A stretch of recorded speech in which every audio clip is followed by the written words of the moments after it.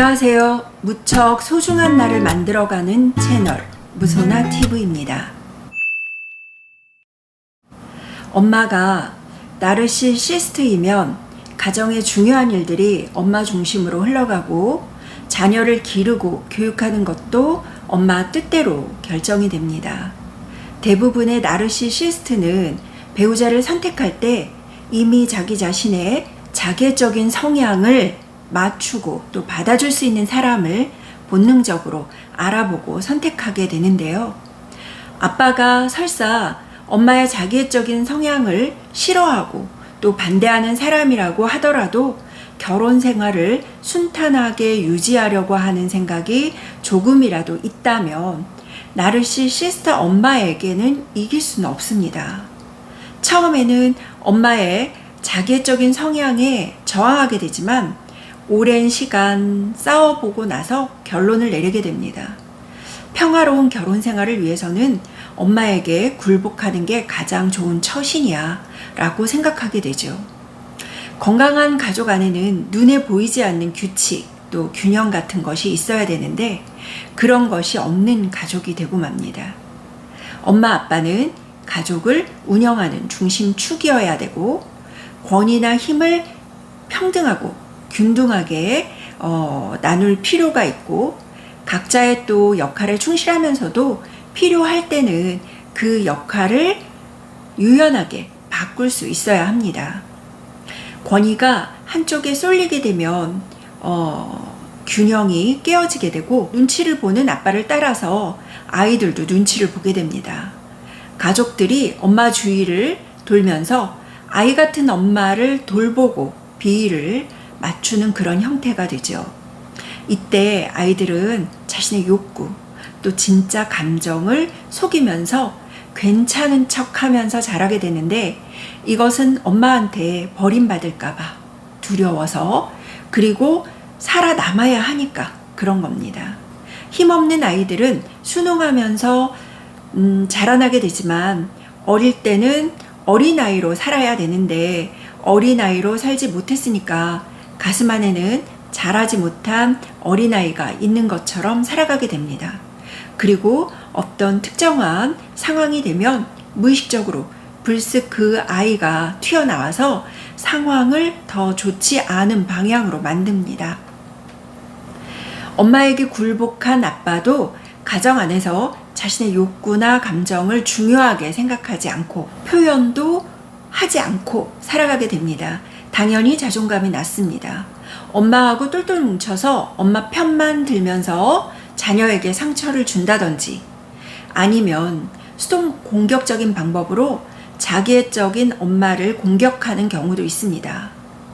수동 공격이라는 것은 직접적으로 문제를 해결하려고 하는 게 아니라 간접적으로 또는 표신하지 않게 괴롭히고 힘들게 하는 방법을 쓰는 건데요. 자녀하고 엄마, 아빠 이렇게 삼각관계를 형성해서 자녀 앞에서 엄마 흉을 본다든지 또 자녀가 아빠를 대신해서 엄마에게 저항하고 대들게 아이를 조종하거나 또는 밖에서 몰래 바람을 피우는 행동 같은 것을 말하는 겁니다. 때론 아주 행복한 그런 부부의 모습을 연출하면서 기꺼이 쇼윈도우 부부의 모습을 보이기도 합니다.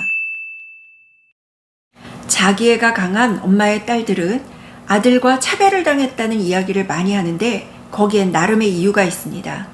자기랑 성이 같은 딸에게 자신의 부정적인 모습, 자기 안에 있는 열등감, 자기 안에 있는 안 좋은 것들을 딸에게 뒤집어 씌우는데 아주 좀 극단적인 예를 들면 이런 겁니다. 성적 충동에 굉장히 사로잡힌 그 성적 충동의 억제가 심한 엄마가 있는데 그 엄마가 다 자란 딸이 이제 미니스커트를 입고 다니는데 자신의 성적 그 충동을 딸에게 오히려 뒤집어 씌워서 미니스커트 입은 딸한테 남자 꼬시려고 그렇게 입고 다니냐 이렇게 말하는 그런 경우 같은 겁니다. 물론 이런 과정은 의식적이지 않고 거의 무의식적인 차원에서 일어납니다. 아들은 성별이 다르고 또 남편하고 사이에서 위협적인 존재로 보이지 않으니까 뒤집어 씌울 가능성은 줄어듭니다.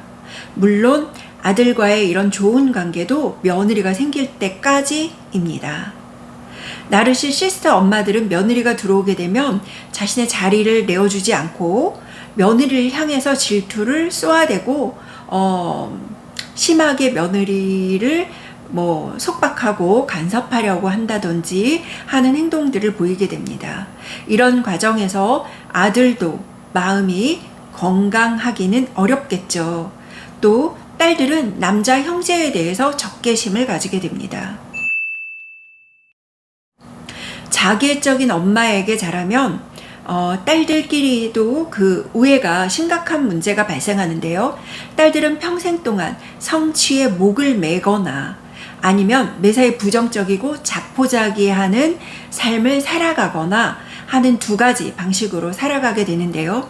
둘 다 자신의 내면 안에서는 자기애적인 엄마가 퍼부었던 부정적인 소리를 들으면서 살아간 데는 동일합니다. 평생을 우울감, 또 불안감, 체중 과다, 섭식 문제, 또 대인관계 문제, 물질 남용 문제, 그러니까 알코올 중독 같은 그런 문제 말입니다.